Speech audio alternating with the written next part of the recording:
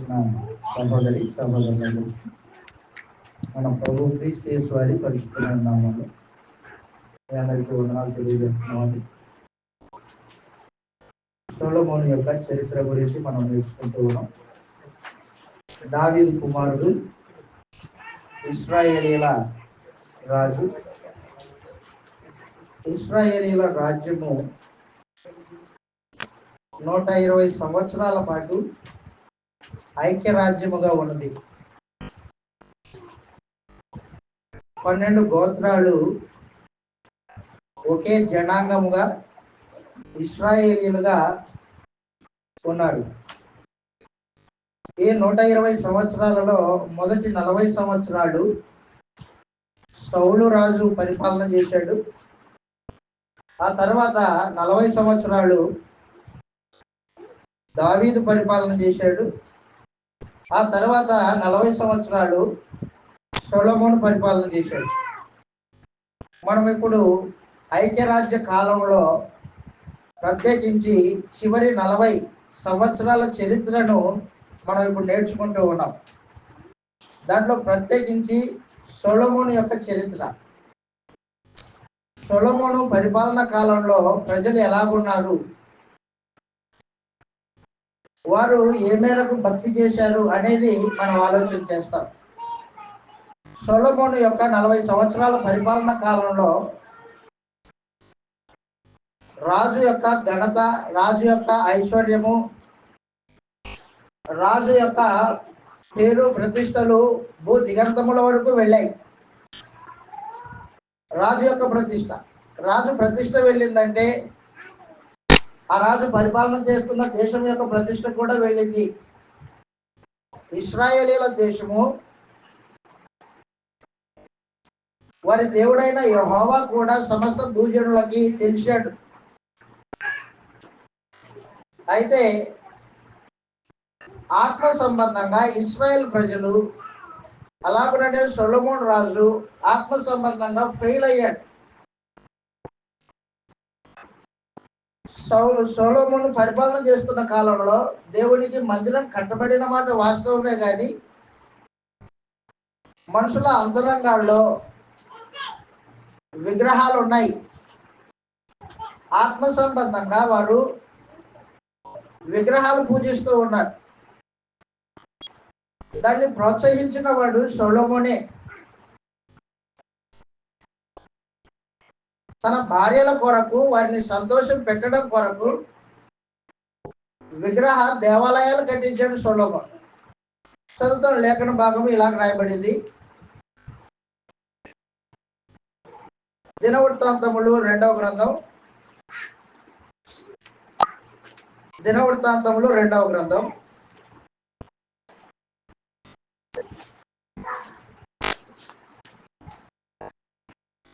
9వ అధ్యాయం. దినవృత్తాంతములు 2వ గ్రంథం 9వ అధ్యాయంలో సొలొమోను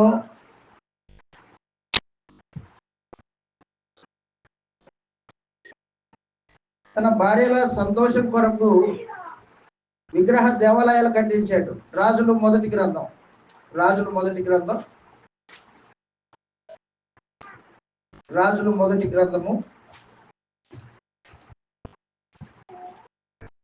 11వ అధ్యాయము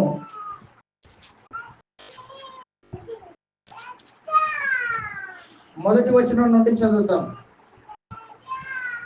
1వ వచనం నుండి. మోయాబీయులు, ఎదోమీయులు, అమ్మోనీయులు, సీదోనీయులు, హిత్తీయులు అను జనులు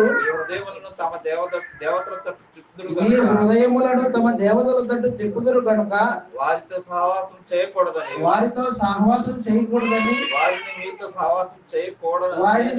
సహవాసం చేయకూడదని యెహోవా ఇశ్రాయేలీయులకు సెలవిచ్చి ఉన్నాడు. అయితే రాజైన సొలొమోను ఫరో కుమార్తెను గాక ఫరో కుమార్తెను కాక ఆ జనుల్లో ఇంకా అనేక మంది పరస్త్రీలను మోహించి ఆ జనులలో అనేకమైన పరస్త్రీలను మోహించి కామాతురత గలవాడై వాడిని ఉంచుకొనుచు వచ్చెను. అతనికి 700 మంది రాజకుమార్తెలైన భార్యలను అతనికి 700 మంది రాజకుమార్తెలైన భార్యలను 300 మంది ఉపపత్నులు కలిగి ఉంది. అతని భార్యలో అతని హృదయమును తిప్పివేసిరి.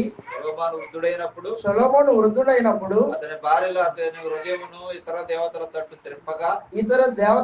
తిప్పగా అతని తండ్రి అయిన దావీదు హృదయం వలె అతని హృదయము దేవుడైన యెహోవా ఎడల యథార్థముగా కాకపోయేను. సొలొమోను దేవతను బాగా గుర్తుపెట్టుకో, దేవునికి మందిరం కట్టించాడు, మంచిదే. అలాగనే విగ్రహ దేవతలకు కూడా దేవాలయాలు కట్టాడు. సొలొమోను అష్తారోతు అను సీదోనియల దేవతను, మిల్కోము అమ్మోనీయుల హేయమైన దేవతను అనుసరించి నడిచెను. ఈ ప్రకారం సొలొమోను యెహోవా దృష్టికి చెడు నడత నడిచి తన తండ్రి అయిన దావీదు అనుసరించినట్లు హృదయంతో యెహోవాను అనుసరింపలేదు. అదనమాట. రాజు ఎలాగో రాజ్య ప్రజలు అలాగో అన్నట్టు ఇశ్రాయేల్ ప్రజలు కూడా వారి మధ్యలో దేవుడి మందిరం ఉంది, అయినప్పటికీ మనుషులు విగ్రహాల వైపుకు తిరిగారు. సొలొమోను కాలంలోనే, అవును సొలొమోను కాలంలోనే ఆ విషయాన్ని మనము పక్కన 11వ అధ్యాయంలో చూస్తాం. 11వ అధ్యాయంలో 30వ వచనంలో అహియా అనే ప్రవక్త యెరోబాముకి దేవుని సందేశాన్ని ఇస్తూ చెబుతూ ఉన్నాడు.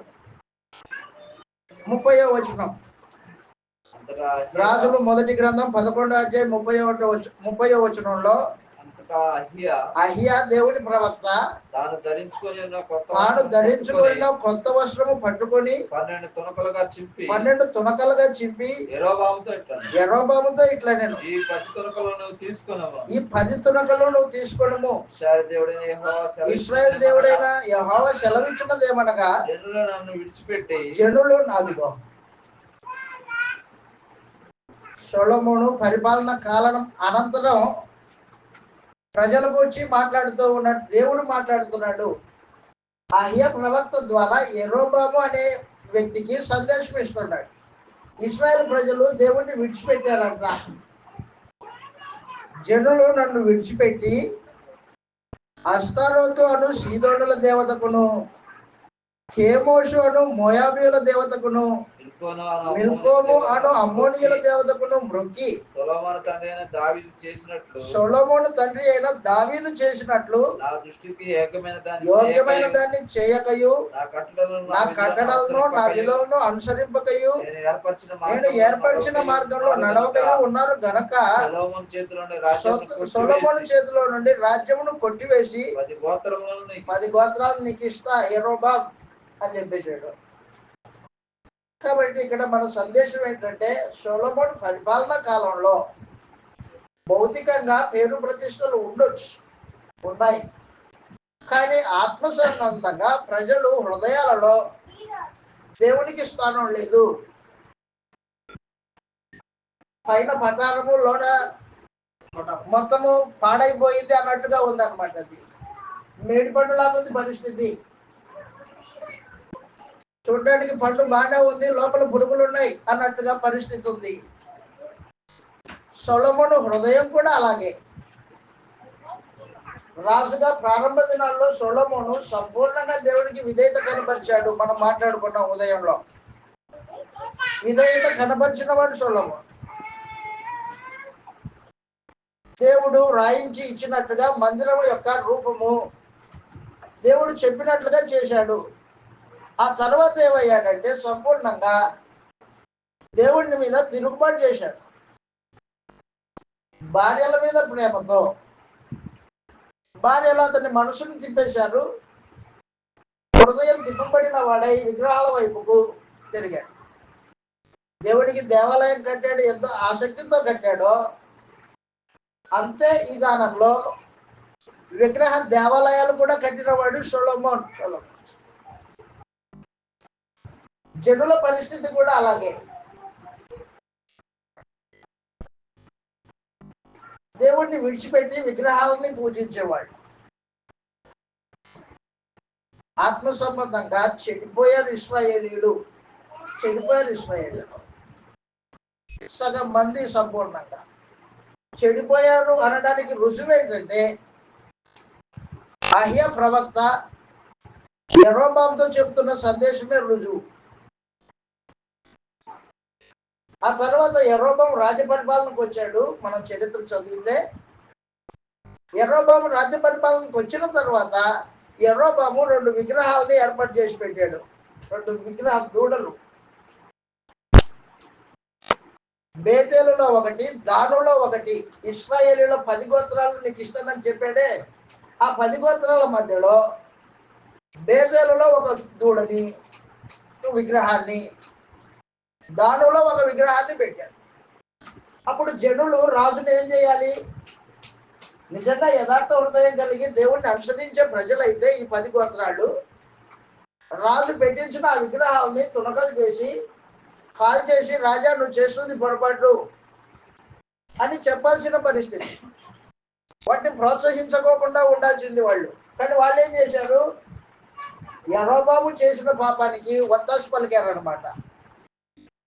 10 గోత్రాలు చెడిపోయాయి సంపూర్ణంగా. తర్వాత వారి మధ్యలో ఉన్న 2 గోత్రాలు, వారి మధ్యలో ఉన్న లేవి యాజకులు యెరోబాము పెట్టించిన విగ్రహాలకి పూజించుకోకుండా వారి మధ్యలో నుండి సామాన్లు సర్దుకొని యెరూషలేముకు వచ్చేసారనమాట. యథార్థవంతులు విగ్రహాల జోలికి పోరు.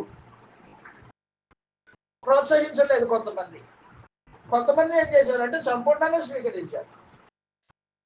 ఎక్కడి నుంచి వచ్చింది అది? ముందు నుంచే ఉంది వాళ్ళ హృదయాల్లో.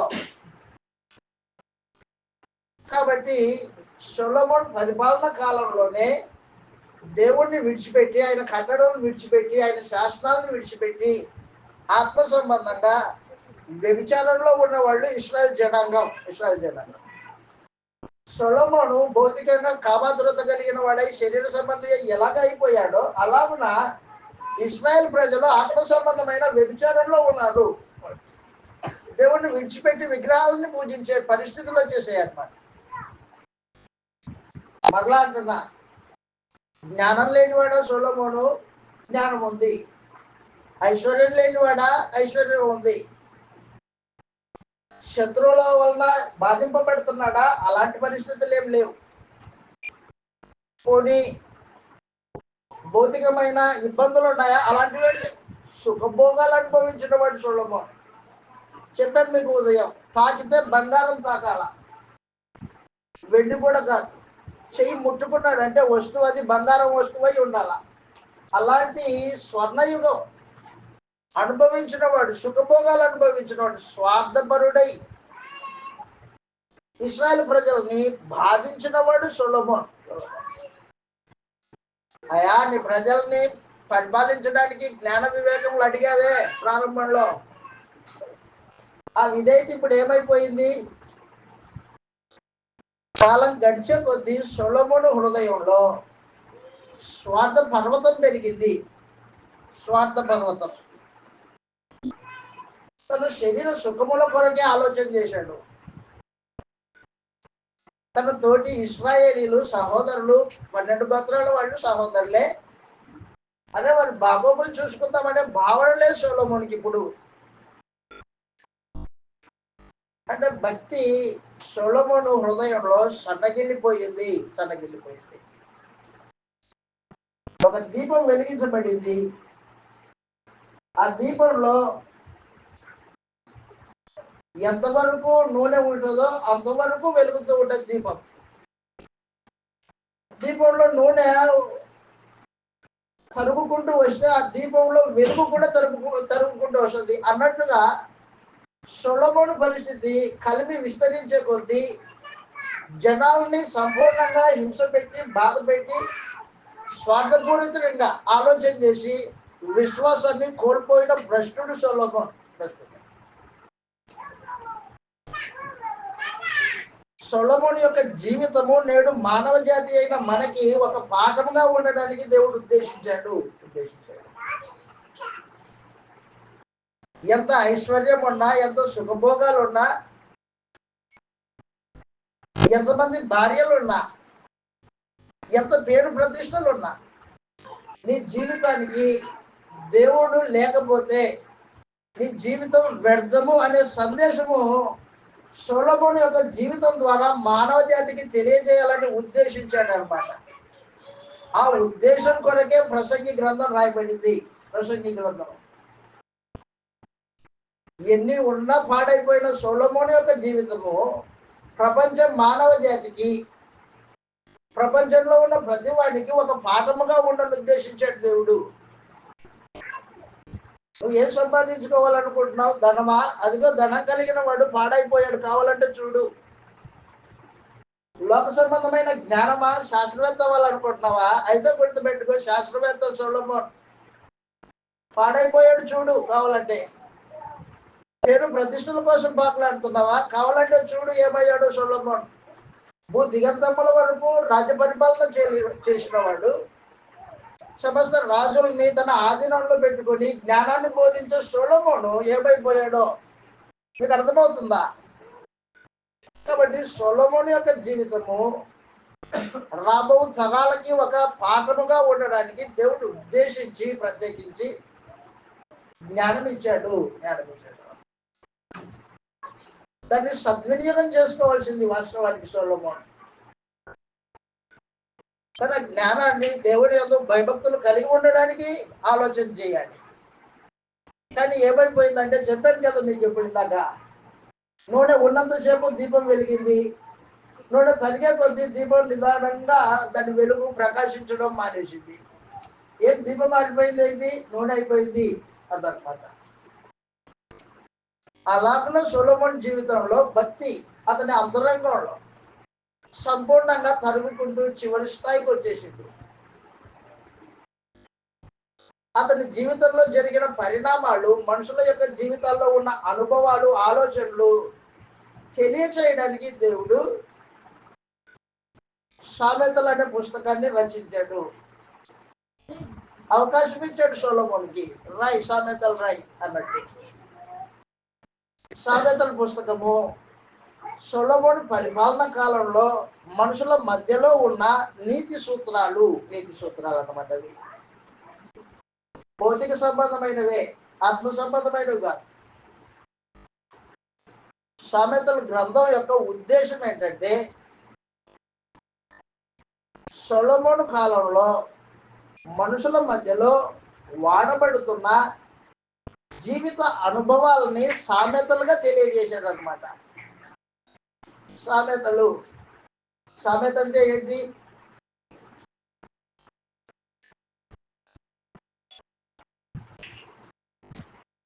సామెతలు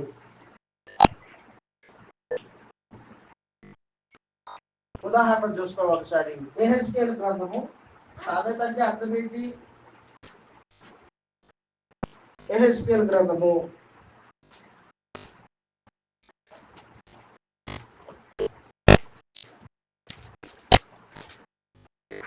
18వ అధ్యాయం 2వ వచనం చూడండి ఏముందో. యెహెజ్కేలు గ్రంథము 18వ అధ్యాయం 2వ వచనంలో, 18వ అధ్యాయం 2వ వచనంలో, ద్రాక్షకాయలు తినగా, బాగా గుర్తు పెట్టుకోండి, తండ్రి ద్రాక్షకాయలు తినగా పిల్లల పండ్లు పులిసినని, తండ్రి తింటే పిల్లల పండ్లు పులిసినని మీరు చెప్పుతూ వచ్చేదరే ఇశ్రాయేల్ దేశం గురించి ఈ సామెత మీరెందుకు పలికెదరు అదనమాట. అది సామెత అన్నాడు. ఏది సామెత? ఒక రూపము చూపించి అలంకారంగా మాట్లాడుతూ దాని లోపల గూఢమైన అర్థాన్ని దాచిపెట్టి ఉంచాడు. అదనమాట సామెత అంటే. గూఢమైన అర్థం ఉంటది.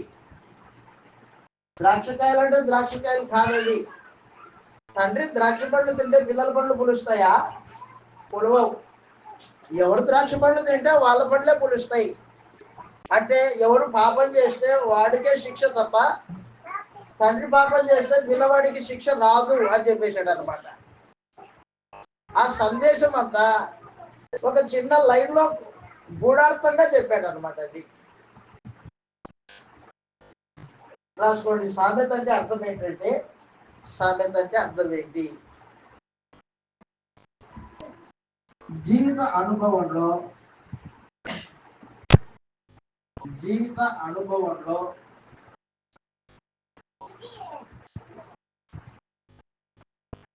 అనుభవంలో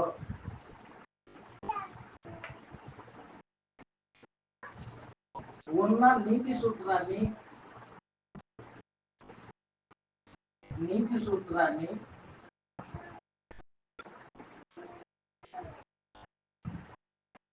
ఒక్క మాటలో చెప్పడం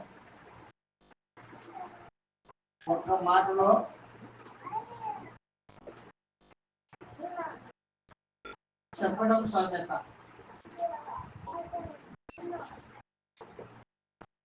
జీవిత అనుభవంలో ఉన్న నీతి సూత్రాన్ని ఒక మాటలో చెప్పడం. దాంట్లో గూఢార్థం ఉంటుంది అనమాట. నా మాటలు నీకు అర్థమవుతున్నాయా అంటాం ఒక్కొక్కసారి. అంటే నేను మాట్లాడుతున్న మాటలో ఉన్న అర్థము, భావము నీకు అర్థమవుతుందా అని. గూఢార్థం లోపల ఉంటది. కీర్తన గ్రంథం 49వ కీర్తన 4వ వచనంలో ఒక సామెత లోపల గూఢార్థం ఉంటది. కీర్తన 49వ కీర్తన 4వ వచనంలో ఈ మాట రాయబడింది. గూఢార్థము అన్నాడు. కీర్తన 49వ కీర్తన 4వ వచనంలో 49:4 గూఢార్థము గలదానికి నేను చెవి ఎక్కేదను. అదనమాట గూఢార్థము. లోపల ఉంటది అర్థము. సామెత అంటే పైన కనిపించే మాట కాదు కానీ దాని లోపల ఉన్న భావము అని అర్థం. కాబట్టి ఈ సామెతలు ఆనాటి దినాలలో ఉన్న నీతి సూత్రాలు అనమాట. అవి నీతి సూత్రాలు. వారి జీవిత అనుభవాలు ఎలాగున్నాయో తెలుసుకోవడానికి నీతి సూత్రాలు ఉపయోగపడతాయి. ప్రత్యేకించి ఈ నీతి సూత్రాలు జాగ్రత్తగా చదివితే నీకు జ్ఞానం వస్తుంది. ఏ జ్ఞానం వస్తుంది? సమాజంలో నువ్వు ఎలా నడుచుకోవాలో జ్ఞానం వస్తుంది. నీ సహోదరుల మధ్య ఎలా నడుచుకోవాలో జ్ఞానం వస్తుంది. నీ కుటుంబంలో ఎలా నడుచుకోవాలో జ్ఞానం వస్తుంది. నీ భార్యతో ఎలా సంసారం చేయాలో జ్ఞానం వస్తుంది. నీ పిల్లల పట్ల ఎలాగ ప్రవర్తించాలో తండ్రిగా నీకు జ్ఞానం వస్తుంది. పిల్లల్ని ఎలా పెంచాలో జ్ఞానం ఎక్కడి నుంచి వస్తుంది? సామెతల్లో నిగూఢంగా దాచిపెట్టి మాట్లాడే కూడా అనమాట. చదువుతామాలో ఇలాగ రాయబడింది గ్రంథంలో. సామెతల గ్రంథం 1వ అధ్యాయం 1వ వచనం నుండి సామెతల గ్రంథం యొక్క ఉద్దేశము. సామెతల గ్రంథం యొక్క ఉద్దేశం ఏంటి? ఏ ఉద్దేశంతో రాయబడింది ఆ గ్రంథం? సామెతలు 1వ అధ్యాయము 1వ వచనం నుండి 6వ వచనం వరకు చదువుతాం. ఆ గ్రంథం యొక్క ఉద్దేశం మాట్లాడుతున్నాడు. దావీదు కుమారుడును ఇశ్రాయేలు రాజునైన సొలొమోను సామెతలు. అదనమాట. జ్ఞానాన్ని, ఉపదేశాన్ని అభ్యసించడం అంటే నేర్చుకోవడం. జ్ఞానమును, ఉపదేశమును అభ్యసించడానికి వివేక సల్లాపములను గ్రహించుటకును నీతి న్యాయ యథార్థతలను అనుసరించుట యందు బుద్ధి కుశలత ఇచ్చు ఉపదేశం నందుటకును జ్ఞానం లేని వారికి బుద్ధి కలిగించుటకును యవనులకు తెలివియు వివేచనయు పుట్టించుటకును తగిన సామెతలు. జ్ఞానం గలవాడు విని పాండిత్యం వృద్ధి చేసుకును. వివేకం గలవాడు ఆలకించి అదిగో నీతి సూత్రములను సంపాదించుకును. వీటి చేత సామెతలను, భావ సూచక విషయములను, జ్ఞానుల మాటలను, అదిగో వారు చెప్పిన గూఢ వాక్యములను జనులు. అదనమాట. ఏ ఉద్దేశంతో ఈ సామెతలు రాయబడ్డాయో తెలియజేశాడు. సామెతలు రాసిన వాడు సొలొమోన్. రచయిత సొలొమోను. అనేక మంది రాజులు దావీదు నోట జ్ఞానోక్తులు వినడానికి వచ్చేవాళ్ళు. ఆ సమయంలో రాసిన పుస్తకం సామెతల గ్రంథం. సొలొమోను రాసిన సామెతలు, సొలొమోను చెప్పిన సామెతలు. రాజుల మొదటి గ్రంథము 4వ అధ్యాయం 32వ వచనంలో, రాజుల మొదటి గ్రంథము 4వ అధ్యాయం 32వ వచనంలో, అతడు 3,000 సామెతలు పలికిన వాడు. 3,000 సామెతలు, 1005 కీర్తనలు రచించిన వాడు సొలొమోను. 3,000 సామెతలు, 1 కాదు, 2 కాదు, 100 కాదు, 3,000. దాంట్లో కొన్ని మనకు గ్రంథస్థం చేయబడ్డాయి. వాటిని మనం చూస్తూ ఉన్నాం. ఇప్పుడు దేనికోసం ఉద్దేశించాడు వీటిని? జ్ఞానం కలగడానికి, ఉపదేశమును అభ్యసించడానికి, వివేక సల్లాపములు గ్రహించడానికి, నీతి న్యాయము యథార్థతను అనుసరించడానికి, బుద్ధి కుశలత ఇచ్చు ఉపదేశం పొందడానికి, జ్ఞానం లేని వారికి బుద్ధి కలిగించడానికి ఉద్దేశింపబడ్డాయి. సామెతల గ్రంథంలో యేసు ప్రభువుని గూర్చి కానీ, సంఘమును గూర్చి కానీ ప్రవచనాలు లేవు. యోబు గ్రంథంలో ఎలాగూ లేవో, ఉదయకాలం మనం నేర్చుకున్న పరమగీతములనే పుస్తకంలో ఎలాగూ లేవో, అలాగున సామెతల్లో లేవు. ఆ తర్వాత క్లాసులో మనం నేర్చుకోబోయే ప్రసంగి గ్రంథంలో కూడా యేసు ప్రభువును గూర్చిన ప్రస్తావన లేదు. సొలొమోను ప్రవక్త కాదు. అది గుర్తుపెట్టుకోవాల్సిన సందేశం. అది ప్రవక్త కాదు. మరి ఎందుకు రాయబడ్డాయి చెప్పాను కదా మీకు. సొలొమోను పరిపాలన కాలంలో ఉన్న మానవ జీవిత అనుభవాలు నేడు మనం గుర్తెరిగి భౌతిక సంబంధంగా ఎవరితో ఎలాంటి సంబంధ బాంధవ్యాలు కలిగి ఉండాలో భౌతికంగా జ్ఞానాన్ని నేర్పించడానికి ఉద్దేశింపబడింది సామెతలు అనే పుస్తకం. ఆత్మ సంబంధంగా కాదు. కానీ ఈ రోజున మనుషులు సామెతలు అనే పుస్తకంలో ఉన్న ఆ రెఫరెన్స్ తీసుకొని అది దైవ సందేశంగా మాట్లాడేవాళ్ళు ఓకొళ్ళు. గ్రంథం యొక్క ఉద్దేశం తెలియకోకుండా చేసే ప్రయత్నాలే తప్ప మరొకటి కాదనమాట. అది ఆత్మ సంబంధంగా సొలొమోను దీపం ఆడిపోయే పరిస్థితుల్లో ఉన్నాడు. ఇశ్రాయేలు ప్రజల పరిస్థితి కూడా అలాగే. సామెతలు చదువుతూ ఉన్నప్పుడు ప్రాముఖ్యంగా ఏం చెప్తున్నాడు? సామెతల్లో ఏం ఉద్దేశించి రాశాడు సొలొమోను అంటే, భౌతికమైన జ్ఞానము తెలియజేయడానికి. ఎవరైనా బుద్ధిహీనుడు ఉంటే, రే బాబు ఇట్లా కూర్చో, జ్ఞానం చెప్తాను. సమాజంలో ప్రత్యేకించి నువ్వు పురుషుడివి, నీ భార్యకి భర్తవి, నీ భార్య పట్ల ఎలా నడుచుకోవాలో చెప్తాను విను. నీ పొరుగు వారితో ఎలా నడుచుకోవాలో చెబుతాను విను. సమాజంలో ఎలా నడుచుకోవాలో చెబుతాను విను. ప్రభుత్వాలకి ఎలా లోబడి ఉండాలో చెబుతాను విను. వ్యక్తిగతంగా నీ భక్తి దేవుని యందు ఎలా ఉండాలో చెబుతాను విను. భక్తి కూడా చెబుతాడు. జ్ఞానం అనేది లేకపోతే ఎలా బుద్ధిహీనంగా బతుకుతావో చెబుతాను విను.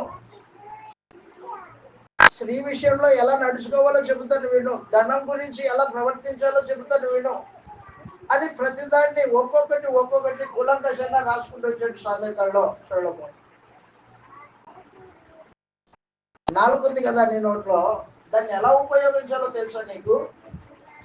ఇంకా కూర్చొని నేను నేర్పిస్తా నాలుక గురించి సందేశం. నీకు పిల్లలు ఉన్నారా?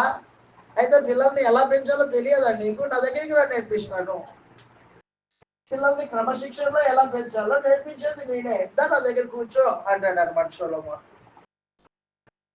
భౌతికమైన జ్ఞానమే తప్ప ఆత్మ సంబంధమైన జ్ఞానం. సొలొమోను ఏమంటాడంటే, బుద్ధిహీనత కంటే జ్ఞానం గొప్పది. జ్ఞానాన్ని ప్రేమించు, జ్ఞానం కొరకు వెతుకు. అది ఎక్కడ దొరుకుతుంది అంటే యెహోవా యందు భయభక్తులు కలిగి ఉండడమే జ్ఞానానికి మూలము అంటాడు సొలొమోను. దేవుని యందు భయభక్తులు కలిగి ఉన్నట్టాడు. చూసావా, ప్రసంగమేమో సామెతలేమో 3000 చెప్పాడు, తన జీవితానికి అనువర్తించుకోలేదు సొలొమోను. అంటే నీతి సూత్రాలు ఇతరులకు చెప్పడానికి మాత్రమే కానీ తన జీవితానికి అవసరం లేదనమాట. సొలొమోను యొక్క భావనది. లోకంలో కూడా మాట్లాడదు, బాగా చెప్పిన వాళ్ళే నీతి సూత్రాలు అంటారు, మాకు తెలియదా ఆ మాత్రం అంటారు. నీతి సూత్రము అది ఫలించాలంటే చెప్పిన వాడు ఆ జీవితాన్ని అనుసరించి ప్రవర్తించాల. సొలొమోను పరిస్థితి కేవలం చెప్పడానికే చూశాడు తప్ప జీవితానికి అనువర్తించుకోలేదు. వచ్చిన పొరపాటు అది. జ్ఞానము ఇతరుల రాజులు వచ్చి కూర్చుంటే చెప్పేవాడే తప్ప తన జీవితానికి అనువర్తించుకున్నవాడు కాదు.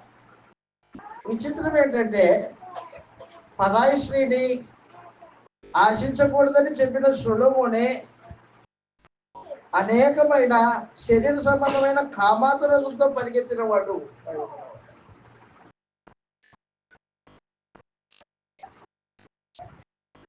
ఏం చెబుతున్నాడో తన జీవితానికి అనువర్తించుకోలేదు సొలొమోను. అది కాబట్టి సామెతల గ్రంథం మనం చదువుతున్నప్పుడు దాంట్లో ప్రాముఖ్యంగా నీతి సూత్రాలు రాయబడ్డాయి. ఆ నీతి సూత్రాలు దేనికి సంబంధించిందంటే మరలా అంటున్నా, గుర్తుపెట్టుకో.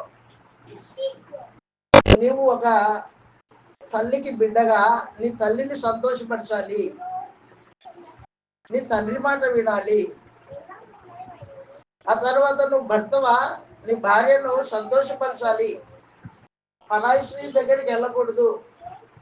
ఇంకా ఏమంటాడంటే పరాయి స్త్రీ గురించి మాట్లాడుతూ సామెత చెబుతాడు, అరే బాబు నీ కుండలో నీళ్లు తాగు అంటాడు. నీ కుండలో నీళ్లు తాగు, వేరే కుండ వంక చూడొద్దు అంటాడు అనమాట. ఒకవేళ నువ్వు వేరే కుండ దగ్గరికి వెళ్తే నీ కుండలో ఉన్న నీరు పరాయి వాడి పాలైపోతుంది అంటాడు.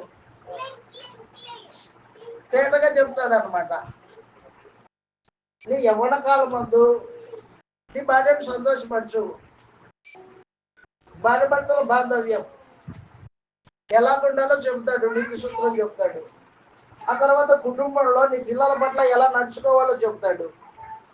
ఆ తర్వాత పిల్లల్ని క్రమశిక్షణలో ఎలా పెంచాలో చెబుతాడు. ఇవన్నీ చూస్తాం మనం ఇప్పుడు చదువుతాం. మొదటిగా సామెతల గ్రంథంలో ప్రాముఖ్యంగా సామెతలు 5 భాగాలు. సామెతలు 5 భాగాలు. దాన్ని విభజించి దాని లోపలికి వెళ్దాం. సామెతల గ్రంథం జ్ఞాన సాహిత్యం. ఈ జ్ఞాన సాహిత్యంలో సామెతలలో ప్రత్యేకించి 5 భాగాలు ఉన్నాయి. కీర్తనలు ఎలాగైతే 5 భాగాలు విభజింపబడ్డాయో అలాగున సామెతలు కూడా 5 భాగాలుగా విభజించి చదువుకోవచ్చు. మొదటి భాగం సొలొమోను సామెతలు. సొలొమోను సామెతలు.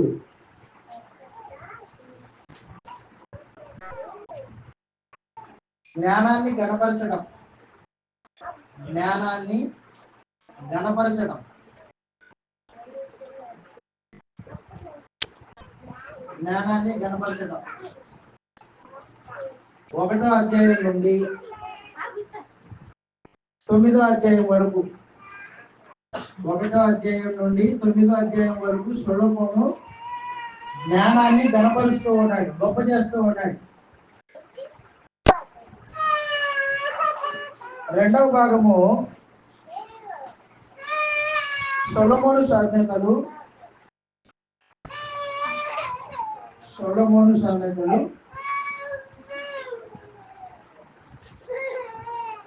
ఏలు విషయమై. 7 అంశాల మీద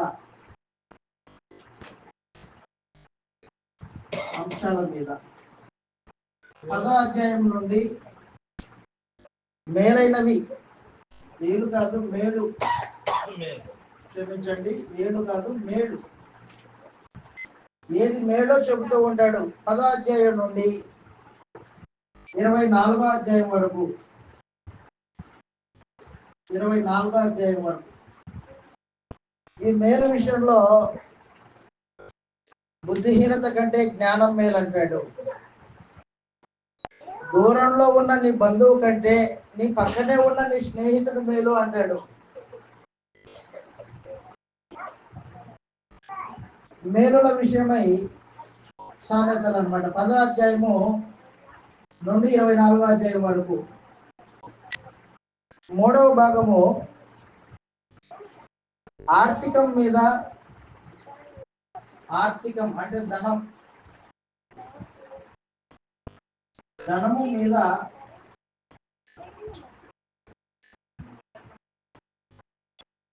ధనమును గూర్చిన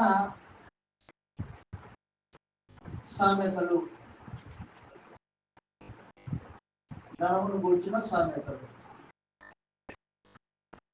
25వ అధ్యాయం నుండి 29వ అధ్యాయం వరకు, 29వ అధ్యాయం వరకు. 4వ భాగము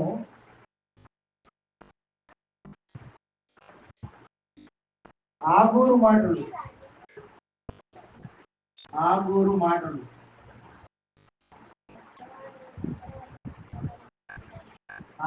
మాటలు. 30వ అధ్యాయం అంతా. ఆ తర్వాత చివరి భాగము 31వ అధ్యాయము రాజైన లెమూయేలు పలికిన సామెతలు. రాజైన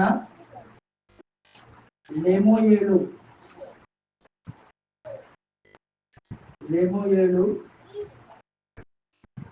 పలికిన సామెత.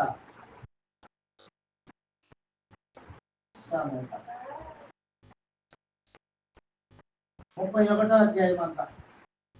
ప్రత్యేకించి దీంట్లో గుణవతి అయిన భార్య గురించి మాట్లాడుతూ ఉంటాడు. మనందరికి తెలిసిన విషయం అది.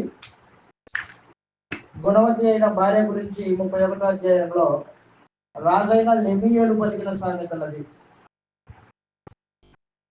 సామెతల గ్రంథం 5 భాగాలు. మొదటి భాగంలో జ్ఞానాన్ని కనపరుస్తూ ఉన్నాడు సొలొమోన్. జ్ఞానం ఎంత గొప్పదో తెలియజేస్తూ ఉంటాడు. జ్ఞానం కలిగిన వాడు ఎలా నడుచుకుంటాడో తెలియజేస్తూ ఉంటాడు. ఆ తర్వాత ఏది మేలైందో ఈ జీవితంలో, భూమి మీద, సూర్యుని కింద, ఈ భూమి మీద నీకు ఏది మేలైంది? మనుషులు చాలా రకాలుగానే అది కాదురా ఇది చెయ్యి నీకు మేలు అంటుంటాడు. సొలొమోన్ ఏమంటాడు అంటే అవన్నీ కాదు నా మాటనండి అంటాడు సొలొమోన్. నేను చెప్తాను ఏది మేలో మీకు. సోమరుడిగా ఉండొద్దు. సోమరితనం కన్నా చురుకుగా ఉండటం మేలు అంటాడు సొలొమోన్. సోమరితనం కలిగిన వాడు తినడానికి కూడా తిండి దొరకని పరిస్థితికి దిగజారిపోతాడు. అదే చురుకుగా ఉంటే ఆకలి తీర్చుకుంటాడు అని చెబుతూ ఉంటాడు అనమాట. ఏది మేలో మాట్లాడుతూ ఉంటాడు. ఆ తర్వాత ధనమును గురించి, ధనం సంపాదించుకోవాలని ఆలోచన ఉందా? ఆ ఆలోచన మానేయి అంటాడు సొలొమోన్. దానివల్ల నీకేం ప్రయోజనం లేదు. ఆస్తి సంపాదించుకోవాలనుకుంటున్నావా? దానికంటే ఎదుటి వాడికి దయా కనికరం చూపించు అంటాడు సొలొమోను.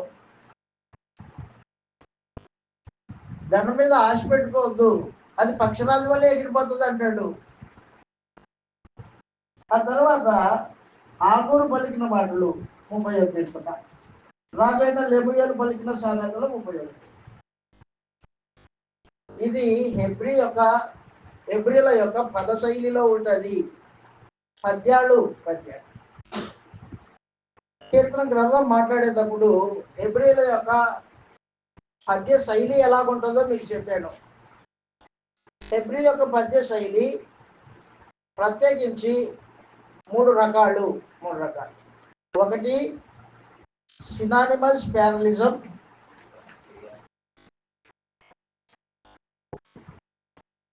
సినానిమస్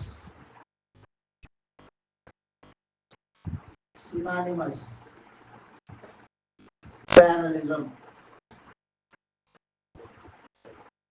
సినానిమస్ ప్యారలిజం అంటే మునుపు చెప్పిందే, మొదటి లైన్లో చెప్పినదే రెండవ లైన్లో కూడా చెబుతూ ఉంటాడు. మొదటి లైన్లో ఏం చెప్పాడో రెండవ లైన్లో కూడా అదే చెప్తాడు అనమాట. రెండు లైన్లు సేమ్, ఒకే భావాన్ని చెబుతూ ఉంటాయి. దాన్ని సినానిమస్ ప్యారలిజం అంటారు.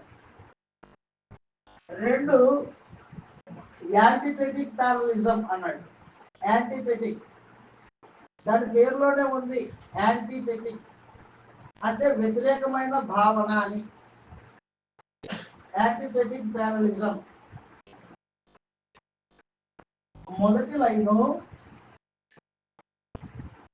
మొదటి లైనుకి రెండవ లైను వ్యతిరేకమైన అర్థాన్ని చెబుతూ ఉంటది అనమాట, భిన్నమైన భావాన్ని చెబుతూ ఉంటది. దాన్ని ఏమన్నాడంటే యాంటిథెటిక్ ప్యారలిజం. ఆ తర్వాత మూడవది సింథటిక్ ప్యారలిజం అని నేర్చుకున్నాం మనం. సింథటిక్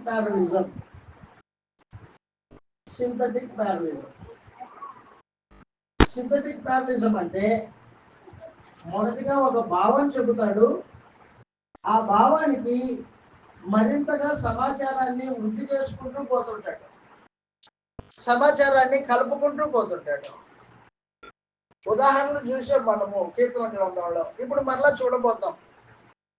కాబట్టి సామెతలు చదివేటప్పుడు ఈ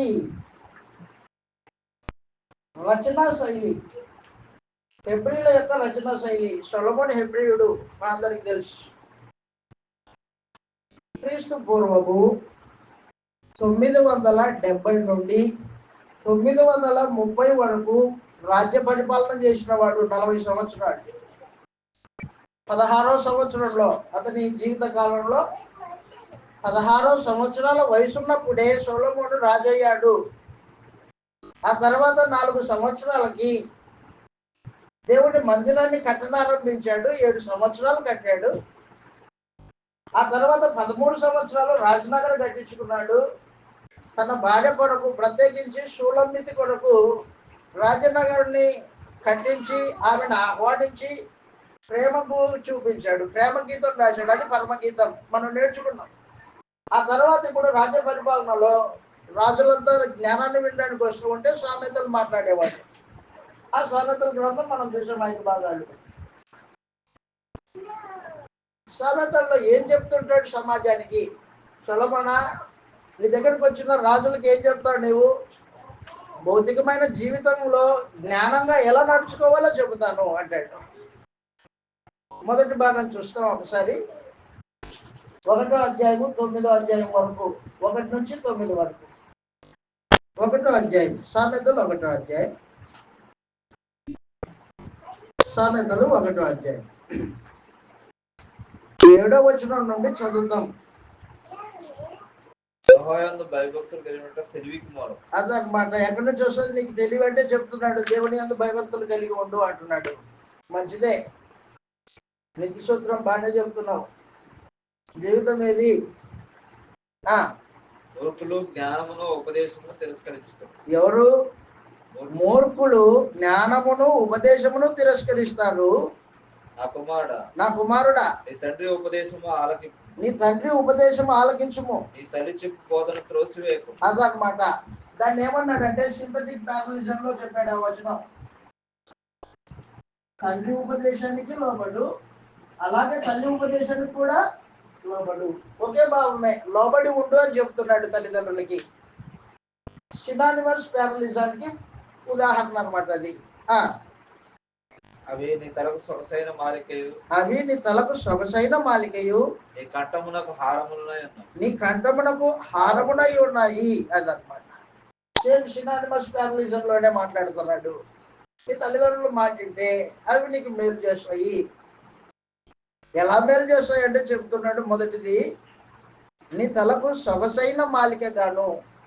తలపాగా తలపాగా తలపాగా పెట్టుకుంటే ఎంత అందంగా ఉంటుందో అలాగున్నా నీవు నీ తల్లిదండ్రులు మాటింటే అది నీకు అంత ఉన్నతంగా ఉంటుంది అని చెప్తున్నాడు. తర్వాత రెండోది అంటున్నాడు, నీ కంఠమునకు హారముగా ఉంటది అన్నాడు. ఆభరణాలు ధరించుకున్న స్త్రీ యొక్క కంఠం ఎంత అందంగా ఉంటుందో ఆ రీతిగా ఉంటది నీకు. కాబట్టి తల్లిదండ్రులు మాట్లాడు, మొదట్లోనే మాట్లాడాడు. నా కుమారుడా నా కుమారుడా, పాపులు నిన్ను ప్రేరేపింపగా ఒప్పకము. మాతో కూడా రమ్ము మనం ప్రాణం తీయుటకై పొంచి ఉందము. నిర్దోషి అయిన ఒకరిని పట్టుకొనుటకు దాగి ఉందము. పాతాళము మనుషులను మింగివేయనట్లు వారిని జీవముతోనే మింగివేయదము. అది పాతాళము మనుషులను మింగివేయనట్లు వారిని జీవంతోనే మింగివేస్తాం. సమాధిలోకి దిగువారు మింగబడినట్లు వారు పూర్ణ బలముతో ఉండగా మనం వారిని మింగివేద్దాం రండి అని చెప్పారు. వాటితో చేయగలిపొద్దు అన్నాడు అనమాట. పాపంతో చేయగలిపొద్దు, పాపానికి ప్రేరేపించే వారితో చేయగలిపొద్దు అని చెప్పాడు సొలొమోను మొదటి అధ్యాయంలోనే. మనందరి సంచి ఒకటే పద. ఒకరిని చంపి వాడిని పాతాళానికి పంపించి ఆ డబ్బు మనం కూర్చుకొని సుఖపడదాం అంటాడు. వాటితో ఏకీభవించొద్దు, చేయగలిపొద్దు అంటాడు అనమాట. పలు విధములైన మంచి సూక్తులు మనకు దొరుకును. మన ఇళ్లను దోపుడు సొమ్ముతో నింపుకుందాం. మన ఇళ్లను దోపుడు సొమ్ముతో నింపుకుందాం రమ్ము అని పిలుస్తారు నిన్ను. నువ్వు మాతో పాలివాడవై ఉండుము. మనకందరికి సంచి ఒకటే ఉండును అని, మనందరి సంచి ఒకటే ఉండునని చెప్పును. నా కుమారుడా వారి మార్గమున పోకుము, వారి త్రోవలందు నడవకుండా నీ పాదం వెనకకు తీసుకొనుము. అదనమాట. పైన 15వ వచనంలో ఏమంటున్నాడంటే మార్గం అన్నాడు, వారి మార్గము పోవద్దు అన్నాడు. కింద రాగానే వారి త్రోవలు నడుచొద్దు. త్రోవన్నా మార్గమన్నా ఒకటే. సినానిమస్ ప్యారలిజం ఒకే భావాన్ని 2 సార్లు చెప్తుంటాడు. మొదటి లైన్లో చెప్తాడు, 2వ లైన్లో చెప్తాడు. ఆ తర్వాత సామెతలు 9వ అధ్యాయం. సామెతలు 9వ అధ్యాయం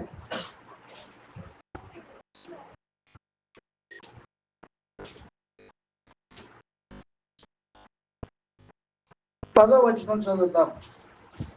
యెహోవా యందు భయభక్తులు కలిగి ఉండుటే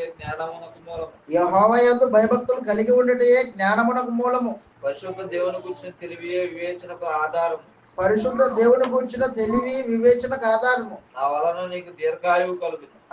నువ్వు జీవించు సంవత్సరంలో అధికమగును. నువ్వు జ్ఞానివైన ఎడల నీ జ్ఞానం నీకే లాభకరమగును. అదనమాట. నువ్వు జ్ఞానివై ఉన్న ఎడల ఆ జ్ఞానం నీకే లాభకరము. నువ్వు అపహసించిన ఎడల దాన్ని నువ్వే భరింపవలెను. దాన్ని నువ్వే భరించాలి. బుద్ధిహీనత అనేది బొబ్బలు పెట్టినది. అది కాముకురాలు, దానికేం తెలివి లేదు. అది తన ఇంట వాగిట కూర్చుండును. బుద్ధిహీనతను దేంతో పోల్చాడు అనమాట? కాముకురాలైన స్త్రీతో పోల్చాడు. బుద్ధిహీనత అనేది ఒక అంశం, అది వ్యక్తి కాదు. బుద్ధిహీనత అనేది వ్యక్తి కాదు. వ్యక్తి కలిగి ఉన్న అంశం అన్నమాట అది. జ్ఞానము అనేది ఒక వ్యక్తి కాదు. జ్ఞానం అనేది ఒక అంశం అన్నమాట. అది అంశం. మంచి చెడు అంటాం. మంచి అనేది ఏంటది? వ్యక్తి కాదు. మరి ఏంటది? ఒక భావన, ఒక అంశం. అది చెడు వ్యక్తి కాదు. కానీ ఇప్పుడు సొలొమోను ఏం చేస్తున్నాడు అంటే 9వ అధ్యాయంలో ప్రత్యేకించి బుద్ధిహీనతను ఒక కాముకత్వం కలిగిన స్త్రీతో పోల్చాడు అనమాట. వ్యక్తీకరణ అలంకారం అంటారు దాన్ని. వ్యక్తీకరణ అలంకారం. అది వ్యక్తి కాదు, అయినా వ్యక్తి అయినట్టు మాట్లాడడము అదనమాట. దాన్ని ఇంగ్లీష్ లో పెర్సానిఫికేషన్ అంటాడు. పెర్సానిఫికేషన్ అంటే ఒక అంశాన్ని పర్సన్ గా చెప్పడం, వ్యక్తిగా చెప్పడం. అలాంటి పెర్సానిఫికేషన్ అపోస్తలుడైన పౌలు కూడా చేశాడు. ఎక్కడ? కొరింథీయులకు రాసిన మొదటి పత్రిక 15వ అధ్యాయంలో పెర్సానిఫికేషన్ అన్నాడు. కొరింథీయులకు రాసిన మొదటి పత్రిక 15వ అధ్యాయం 58వ వచనంలో ఈ మాట రాయబడింది. కొరింథీయులకు రాసిన మొదటి పత్రిక 15వ అధ్యాయము 58వ వచనంలో, కాగా నా ప్రియ సహోదరులారా, వ్యర్థం కాదని ఎరిగి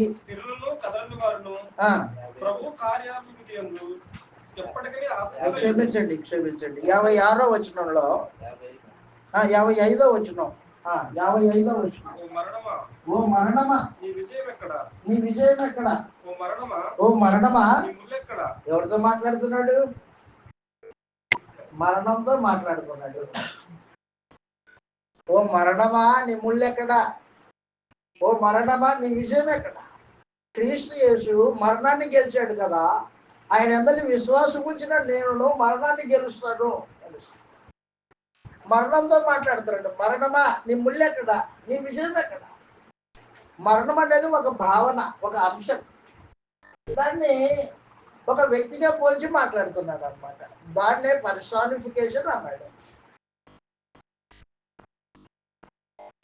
ఓ మరణమా నీ ముళ్ళెక్కడ? నీ విజయం ఎక్కడ? ఓ మరణమా నీ ముళ్ళెక్కడ? మరణపు ముళ్ళు పాపము, పాపానుకున్న బలము ధర్మశాస్త్రమే అని చెప్పాడు. కాబట్టి ఇక్కడ అపోస్తలుడైన పౌలు మరణాన్ని ఒక వ్యక్తి కింద మాట్లాడుతున్నాడు. మరణం వింటదా?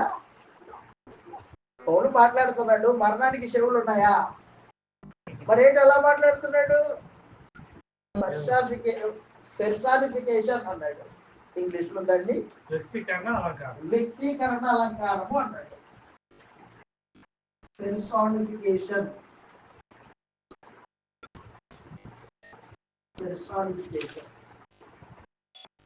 వ్యక్తీకరణ అలంకారము.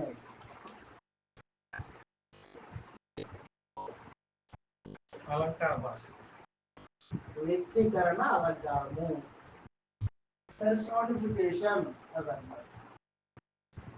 కాబట్టి సామెతల గ్రంథం చదువుతున్నప్పుడు సొలొమోను దేన్ని ఏ రూపంతో మాట్లాడుతున్నాడో, ఏ రచన శైలితో మాట్లాడుతున్నాడో నీకు గమనించుకుంటూ సందేశాన్ని అర్థం చేసుకోవాలి. మనుషులకి సమయం లేక బైబిల్ చదవడానికి ఏం చేస్తుంటాడంటే వెంటనే సామెతల్లో ఒక అధ్యాయం తీసి 2 వచనాలు 5 వచనాలు చదివేసుకొని ప్రార్థన చేసుకొని, అది కూడా ప్రార్థన సంపూర్ణంగా ఒకలాగు చేసుకొని వెళ్ళిపోతాడు. ఏం బైబిల్ చదివావా? చదివాడు కదా దేవా, ఒప్ప చెప్పాడు. పిల్లోళ్ళు ఎక్కాల ఒప్ప చెప్పినట్టు. అలాంటిది భక్తిగా దేవుని గ్రంథము భక్తి కలిగిన వాడు ఏం చేస్తాడంటే దాని దగ్గర కూర్చొని దాని భావము అర్థమయ్యేంత వరకు చదువుతాడు. అర్థం కాలేదా నువ్వు ఎంత చదివినా? అయితే అర్థం చెప్పేవాడి దగ్గర కూర్చొని చదువుతాడు భక్తి కలిగిన వాడు. మనందరికీ తెలుసు, నపుంసకుడు ఉన్నాడు. అపోస్తల కార్యములు 8వ అధ్యాయంలో నపుంసకుడు గ్రంథం చదువుతున్నాడు తన ప్రయాణంలో. యెషయా గ్రంథం చదువుతున్నాడు ప్రత్యేకించి. దాంట్లో యేసు ప్రభువును కూర్చున్న ప్రవచనము 53వ అధ్యాయం చదువుతున్నాడు. తనకు అర్థం కాల.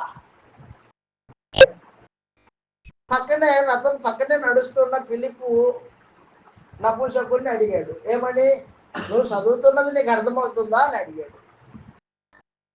అప్పుడు ఏమన్నాడంటే నపుంసకుడు వినుబుద్ధి కలిగిన వాడై, అయా ఎవడైనా ఒకటి చెప్పకపోతే ఎలాగంటే నేను అర్థం చేసుకునేది అన్నాడు. వినే బుద్ధి ఉంది నపుంసకుడికి, ఒకటి దగ్గర విని నేర్చుకునే బుద్ధి ఉంది. అప్పుడు ఏం చేశాడంటే రథం ఆపి ఫిలిప్పిని రథం మీద కూర్చుంటూ పెట్టుకొని చదువుకుంటూ సంభాషించుకుంటూ అర్థం నేర్చుకుంటూ పోతున్నారు. దాంట్లో యేసు ప్రభువుని కూర్చున్న ప్రవచనం, దాని అర్థం చెప్పాడు ఫిలిప్పు. యేసు ప్రభువుని గురించి సువార్త చెప్పాడు. సువార్త వినగానే నపుంసకుడు ఏం చేశాడంటే నీళ్లు పక్కనే ఒక కాలువ, రథం పోతుంది, అదిగో నీళ్లు నాకు బాప్తిస్మీ అన్నాడు. భక్తి కలిగిన వాడు దేవుని వాక్యానికి స్పందిస్తాడు. అది అర్థమయ్యేటట్టు చదువుతాడు. అది భక్తి. అంతేగాని కాలక్షేపం కొరకు, లేకపోతే ఏదో అందరూ కలుసుకోవాలనే ఉద్దేశంతో బైబిల్ తరగతి ఇలాంటివి పనికిరావు. నీ బైబిల్ పఠనం అనేది గ్రంథాన్ని నేర్చుకోవడానికి, అది ఏ ఉద్దేశంతో ఏ రూపంలో రాయబడిందో దాన్ని తేడాగా అర్థం చేసుకోవాలి, నేర్చుకోవాలి. సొలొమోను అంటాడు,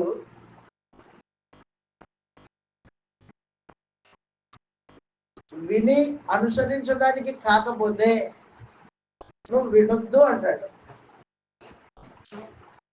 నువ్వు వింటున్నది అనుసరించడానికి కాకపోతే వినడం ఆపేయి అంటాడు అనమాట. ఎందుకు? ఒక కాలం వేస్ట్, సమయం వేస్ట్. నువ్వు కూర్చోవడం, నీ శరీరాన్ని లోపరుచుకోవడం వృధా. అది దానివల్ల నీకేం ప్రయోజనం లేదు. కాబట్టి ప్రతిదీ చెప్తాడు, ఏది మేలో ఏది మేలు కాదో. ఎక్కడ 10వ అధ్యాయం నుండి 24వ అధ్యాయం వరకు చెప్తాడు అనమాట. అయితే దీంట్లో ఒక ప్రాముఖ్యమైన విషయం చెప్పి మనం బ్రేక్ తీసుకుందాం, టైం అయింది. ఏంటి ప్రాముఖ్యమైన విషయం అంటే, అనేకులు సామెతల గ్రంథం యొక్క రచనా శైలి తెలియక 8వ అధ్యాయంలో యేసు ప్రభువును కూర్చిన ప్రస్తావన ఉంది అని మాట్లాడతారు.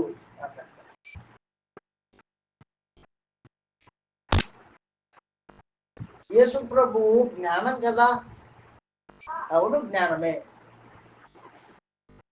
కొరింథీయులకు రాసిన మొదటి పత్రిక 1వ అధ్యాయం. కొరింథీయులకు రాసిన మొదటి పత్రిక 1వ అధ్యాయం.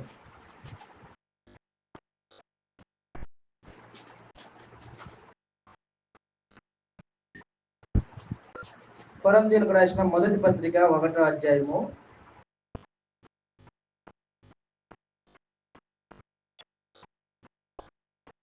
23, 24 వచనాల్లో 22 నుంచి చదువుతాము.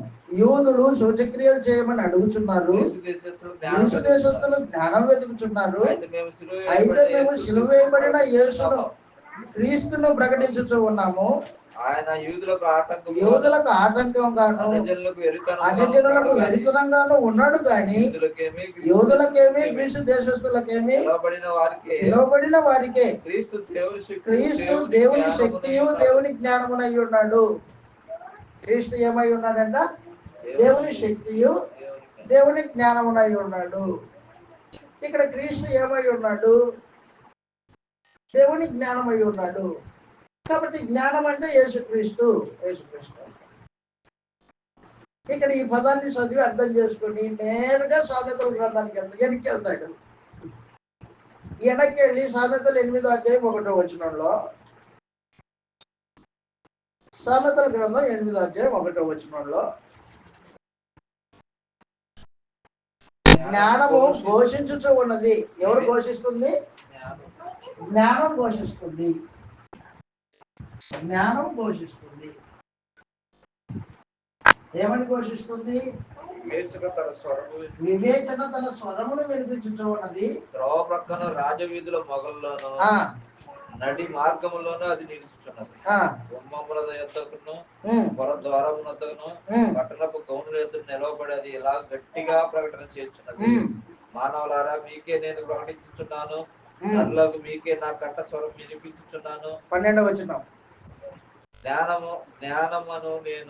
జ్ఞానమును నేను చాతుర్యమును నాకు నివాసముగా చేసుకొని ఉన్నాను. సదుపాయమును తెలుసుకొనుట నా చేతనగును. యెహోవాయందు భయభక్తులు కలిగి ఉండుట చెడుతనము నశించుకొనుటే. 20వ వచనం. నీతి మార్గమునందును న్యాయ మార్గములందును నేను నడుచుచు ఉన్నాను. నన్ను ప్రేమించు వారిని ఆస్తికర్తలుగా చేయుదును, వారి నిధులను నింపుదును. పూర్వకాలమందు తన సృష్టి ఆరంభమున తన కార్యములలో ప్రథమమైన దానిగా యెహోవా నన్ను కలగజేసెను. అనాది కాలం మొదలుకొని మొదటి నుండి భూమి ఉత్పత్తి అయిన కాలమున పూర్వము నేను నియమింపబడి తిని. ప్రవాహ జలములు లేనప్పుడు, నీళ్లతో నిండిన ఊటలు లేనప్పుడు నేను పుట్టి తిని. పర్వతములు స్థాపింపమునకు స్థాపింపబడక మునుపు, కొండలు పుట్టక మునుపు, భూమిని దాని మైదానంలో ఆయన చేయక మునుపు, నేల మట్టిని రవంతయు సృష్టింక మునుపు నేను పుట్టి తిని ఆయన ఆకాశ విశాలములను స్థిరపరిచినప్పుడు, మహాజలముల మీద మండలం నిర్ణయించినప్పుడు నేను అక్కడ ఉంటిని. ఆయన పైన ఆకాశమును స్థిరపరిచినప్పుడు, జలధారలను ఆయన బిగించినప్పుడు, జలములు తమ సరిహద్దులు మేరకున్నట్లు ఆయన సముద్రమును పొలిమేరను ఏర్పరిచినప్పుడు, భూమి యొక్క పునాదులను నిర్ణయించినప్పుడు నేను ఆయన యొక్క ప్రధాన శిల్పిని అనుదినము సంతోషించుచు నిత్యం ఆయన సన్నిధిని ఆనందించుచుంటిని. ఆయన కలగజేసిన పరలోకమును బట్టి సంతోషించుచు నరులను చూచి ఆనందించుచుంటిని. ఎవరు మాట్లాడుతున్నారు? జ్ఞానం మాట్లాడుతుంది. జ్ఞానం మాట్లాడుతూ ఏమంటుంది? 20వ వచనం నుండి నేను పుట్టితిని అంటుంది. అంటే జ్ఞానం అంటే ఎవరు? మీకు తెలియలేదు, ఏం లేదు. జ్ఞానం అంటే యేసుక్రీస్తు అని అబద్ధ బోధకులు అక్కడ ఉన్న దాన్ని తీసుకొచ్చి, కొరింథీ పత్రికలో ఉన్న మొదటి అధ్యాయంలో ఉన్న ఆ వచనాన్ని తీసుకొచ్చి దీనికి లింకప్ చేసి, ఆడవాళ్ళు పూలు పుట్టినట్టు దారం వేసి అలాగ పుట్టి ప్రసంగం చేస్తారు. ఆ జ్ఞానం ఈ జ్ఞానమే అంటాడు. బుద్ధిహీనుడా, సొలొమోను మాట్లాడుతున్న జ్ఞానము ప్రకృతి సంబంధమైన జ్ఞానము. జ్ఞానం అనేది ఒక అంశము, ఒక భావన. ఆ భావనను వ్యక్తీకరణ, అలంకరణ రూపంలో మాట్లాడుతున్నాడు. పర్సానిఫికేషన్.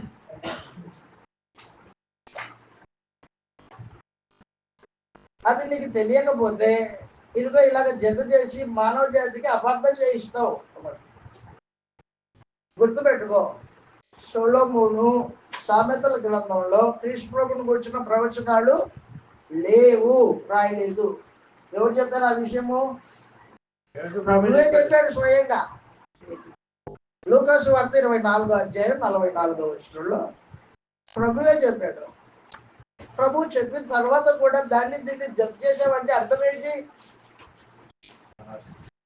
స్వనాశనానికే. పోటీ నువ్వు స్వనాశనానికి వెళ్ళిపోతే నీ మాటలు విన్నవాళ్ళు, నీ సందేశం విన్నవాళ్ళు వాళ్ళు ఏమైపోతారు? నీతో పాటు నరకానికి తీసుకెళ్తున్నావు. లూకా సువార్త 24:44లో యేసు ప్రభువు తిరిగి లేపబడిన తర్వాత తన శిష్యులతో మాట్లాడుతున్నాడు. ఏమని మాట్లాడుతున్నాడంటే, అంతటా యేసు ప్రభు మోషే ధర్మశాస్త్రంలోను ప్రవక్తల గ్రంథాల్లోను కీర్తనలలోను తన గూర్చి వ్రాయబడినవన్నీ నెరవేరవలనని నేను మీ యొద్ద ఉండినప్పుడు మీతో చెప్పిన మాట నెరవేరినవని వారితో చెప్పాను. అదనమాట. క్రీస్తుని గురించి ఎక్కడెక్కడ ఉన్నాయి? ధర్మశాస్త్రంలో ఉన్నాయి. ఒకటి ధర్మశాస్త్రంలో. ధర్మశాస్త్రం అంటే ఆది కాండం నుండి ద్వితీయోపదేశ కాండం వరకు. లూకా సువార్త 24:44 ధర్మశాస్త్రంలోను ప్రవక్తల గ్రంథాల్లోను. ఎక్కడి నుంచి ప్రవక్తల గ్రంథాలు? యెషయా ప్రవక్త, దావీదు ప్రవక్త. యెషయా గ్రంథం నుండి మలాకి వరకు ప్రవక్తల గ్రంథాలు అవి. తర్వాత కీర్తనలో క్రీస్తు ప్రభువును గురించిన ప్రవచనాలు ఉన్నాయి. నిన్నటి దినంలో మనం నేర్చుకున్నాం. ఆ తర్వాత ఎక్కడున్నాయి? ధర్మశాస్త్రంలోను, కీర్తనలోను, ప్రవక్తల గ్రంథాల్లోను. 3 చోట్ల ఉన్నాయి. నా గురించిన ప్రవచనాలు అవి నెరవేర్చబడ్డాయి. సామెతల్లో ఉన్నాయా? యోబులో ఉన్నాయా? ప్రసంగి పరమగీతంలో ఉన్నాయా? లేవు. ఎందుకు లేవు? ప్రవక్తలు కాదు వాళ్ళు. యోబు ప్రవక్త కాదు, సొలొమోను ప్రవక్త కాదు. మనుషుల జ్ఞానాంశాలు అన్నమాట. చెప్పాను మీకు. ఆనాటి దినాల్లో మనుషుల మధ్యలో ఉన్న వారి జీవిత అనుభవాలు భావ సూచనగా సామెతలుగా రాశాడు సొలొమోను. ఇది తెలియదు అనుకో, ఏం చేస్తావు? ఇదిగో ఇలా జత చేసి మోసం చేస్తావు మనుషుల్ని. 8వ అధ్యాయంలో రాయబడిన ఆ జ్ఞానం అనే మాట ప్రకృతి సంబంధమైన జ్ఞానము. ఈ లోకంలో బ్రతకడానికి జ్ఞానం ఉండాలి. ఆ జ్ఞానము ఎవరితో ఎలా మెలగాలో, ఎవరితో ఎలా మాట్లాడాలో, ఎవరి పట్ల లోపడాలో, ఎవరి పట్ల దీన మనసు కలిగి ఉండాలో భౌతికంగా జ్ఞానం, భౌతికమైన జ్ఞానం గురించి సామెతలు 8వ అధ్యాయంలో మొదటి భాగంలోనే జ్ఞానాన్ని గణపరిచాడు సొలొమోన్. మొదటి కొరింథీ 1వ అధ్యాయంలో చెప్పబడిన ఆ జ్ఞానము క్రీస్తు యేసు గురించి. అది శిలువ మరణమును గూర్చి. ఆత్మ సంబంధమైన మేలు పొందాలంటే మనుషుడు యేసు ప్రభు శిలువ మరణాన్ని అంగీకరించాల. ఒక జ్ఞానము భౌతికమైన జ్ఞానము, మరొక జ్ఞానము ఆత్మ సంబంధమైన జ్ఞానం. ఈ రెండింటిని జత చేసాడు అనమాట కలిపేవాడు అబద్ధ బోధకుడు. మనమేం చేస్తాం, అరే భలే కలిపాడ్రా, భలే చెప్పాడ్రా, కొత్త ప్రసంగం అంటాడు. కొత్త ప్రసంగం కాదు, పాడు కాదు, నీ నాశనానికి చెప్పాడు వాడు. కాబట్టి దయచేసి గుర్తుపెట్టుకోవాలి. మరి ప్రధాన శిల్పినై ఉంటిని, మొదటిగా పుట్టి తిని అని అంటున్నాడు కదా. అదిగా అదంతా పర్సానిఫికేషన్, అది వ్యక్తీకరణ అలంకారము. దేవుడు తన జ్ఞానం చేత సమస్త సృష్టిని సృజించాడు. భూమి మీద బ్రతకడానికి జ్ఞానం అవసరం. ఆ జ్ఞానం గురించి మాట్లాడుతున్నాడు. ఓ 2 వచనాలు చూసి బ్రేక్ తీసుకుందాం. 2 వచనాలు, సామెతలు 8వ అధ్యాయం. అది యేసు ప్రభుని గురించి కాదు అని చెప్పడానికి ఓ 2 ఆధారాలు చూసుకొని ముందుకెళ్దాం. బ్రేక్ తీసుకుందాం. సామెతలు 8వ అధ్యాయము 20వ వచనం చదువుతాం. నీతి మార్గమునందు న్యాయ మార్గమునందు నేను నడుచుచున్నాను. నన్ను ప్రేమించే వారిని ఆస్తికర్తలుగా చేయుదును. యేసు ప్రభుని ప్రేమిస్తే ఏమవుతారు? యేసు ప్రభుని ప్రేమించిన శిష్యులు ఏమయ్యారు? ఆస్తికర్తలు అయ్యారా? అది కాదు. అది ఆస్తికర్తలు అంటే ఆత్మ సంబంధమైన ఆస్తికర్తలు అంటాడు. మళ్ళా తిరగా ఇలాగా చూసావా ఎట్లా దెబ్బ ఇస్తున్నాడు మనిషి. కాబట్టి గుర్తుపెట్టుకో, మనుషులు అపార్థం చేసుకుని గ్రంథాన్ని పాడు చేసి కలిపి చెరిపి పాత నిబంధనగానే చదివి అర్థం చేసుకోవాల్సింది పోగా వారు పాత నిబంధనని కొత్త నిబంధనని కలగలిపి బోధించేవాడు అబద్ధికుడు. దాన్ని విభజించి నేర్చుకోవాలి. మరొక మాట 21లో నన్ను ప్రేమించు వారిని ఆస్తికర్తలుగా చేయుదును, నింపుదును. పూర్వకాలమందు తన సృష్టి ఆరంభమున తన కార్యములలో ప్రథమమైన దానిగా యెహోవా నన్ను ప్రథమమైన దానిగా అన్నాడు. చూడండి, ప్రథమమైన దానిగా, దాని అన్నాడు. దాన్ని అని దేని అంటాం మనం? అరే దాన్ని తీసుకురా, వస్తువుని అంటాం దాన్ని అని. ఒక వస్తువుని దాన్ని అంటాం, అది ఇది అంటాం. యేసుప్రభు వస్తువా? ఒకవేళ యేసుప్రభు అనుకో, ఒక మాట అనుకుంటే అప్పుడు ఏమనాలా? ప్రథమమైన వాణిగా నన్ను సృజించను అనాలా. అవునా? అవును. ప్రథమమైన వాణిగా, వ్యక్తి వాణి అంటే దానిగా అన్నాడు. అంటే ఒక జ్ఞానం అనే భావాన్ని పర్సానిఫికేషన్ చేశాడు సొలొమోన్. యేసు ప్రభువు పుట్టినవాడు కాదు. యేసు ప్రభువు పుట్టినవాడు కాదు. వాళ్ళు పుట్టాడని చెప్తారు. యేసు ప్రభువు పుట్టినవాడు కాదు. యేసు ప్రభువు కలగజేయబడినవాడు కాదు. దేవుడు ఎలాగైతే ఉన్నవాడో నిత్యుడో అలాగున యేసు ప్రభువు కూడా నిత్యుడు, ఉన్నవాడు. యేసు ప్రభువే చెప్పాడు యోహాను సువార్త 5వ అధ్యాయంలో,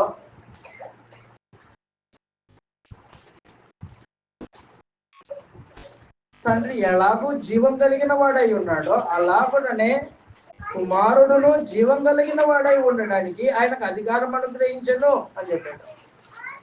ఉన్నవాడు యేసు. 5వ అధ్యాయం యోహాను సువార్త 5వ అధ్యాయము 26వ వచనంలో ఎలాగో తనంతట తానే జీవం గలవాడై తండ్రి ఎలాగో తనంతట తానే జీవం కలిగిన వాడై ఉన్నాడో అలాగే కుమారుడు జీవం కలిగిన వాడై ఉండటకు కుమారునికి అధికారం ఇచ్చాడు. కాబట్టి తండ్రి ఎలాగో తనంతట తానే ఉన్నాడో అలాగనే కృష్ణ ప్రభు కూడా ఉన్నాడు. పుట్టింపబడిన వాడు కాదు, ముగ్గురు దేవత్వంలో ఉన్నవాడు. ఎవరు? తండ్రి, యేసు ప్రభు, పరిశుద్ధాత్మ. దేవత్వం కలిగిన వాడు, ఉన్నవాళ్ళు అంటూ. మరణం లేదు, పుట్టుక లేదు వాళ్ళకి. దేవుని సంకల్పాన్ని బట్టి మానవ జాతి పాప పరిహారం కొరకు శరీరంలోకి వచ్చిన మాట వాస్తవమే గాని యేసు ప్రభు పుట్టుక చావులు లేనివాడు. ఆయన దేవుని సంకల్పాన్ని జరిగించడానికి శరీరంలో పుట్టాడు తప్ప ఆయన పుట్టుక లేనివాడు, మరణం లేనివాడు యేసు ప్రభు. యేసు ప్రభు కూడా మనలాగే సృజింపబడిన వాడైతే యేసు ప్రభువుకి దేవత్వం అనేది ఉండదు. కొత్తగా పుట్టింపబడితే దానికి దేవత్వం ఉండదు. యేసు ప్రభు దేవత్వం కలిగిన వాడా కాదా? దేవత్వం కలిగిన వాడు. అలాంటప్పుడు పుట్టితే దేవత్వం ఎలా ఉంటుంది? లోకంలో మరొక అబద్ధపు బోధకుడు ఉంది. ఏమంటాడంటే ఇంకొకడు యేసు ప్రభు అసలు దేవుడే కాదంటాడు. ఇంకొకడు యేసు ప్రభు దేవుడే కాదంటాడు. ఆయనకి దేవత్వం లేదు అంటాడు. లోకం పుట్టక మునుపు యేసు ప్రభు లేడు అంటాడు. చూసారా ఎన్ని అబద్ధ బోధలు పుట్టుకొచ్చాయో.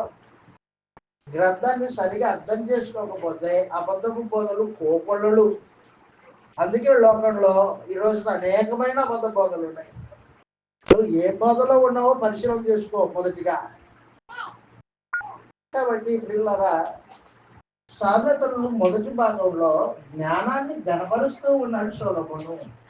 ఆ జ్ఞానం గణపరచడంలోనే పెర్సానిఫికేషన్ చేశాడు జ్ఞానాన్ని. 8వ అధ్యాయంలో వ్యక్తికి అలంకరించి మాట్లాడాడు. అంతే తప్పించి యేసు ప్రభువుని గురించి చెప్పలేదు. కాబట్టి మీరు జాగ్రత్తగా దాని గురించి ఆలోచన చేయండి.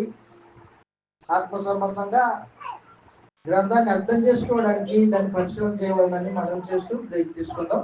ఒక 10 నిమిషాలు బ్రేకు, తర్వాత మళ్ళీ వచ్చి కూర్చుంటాం.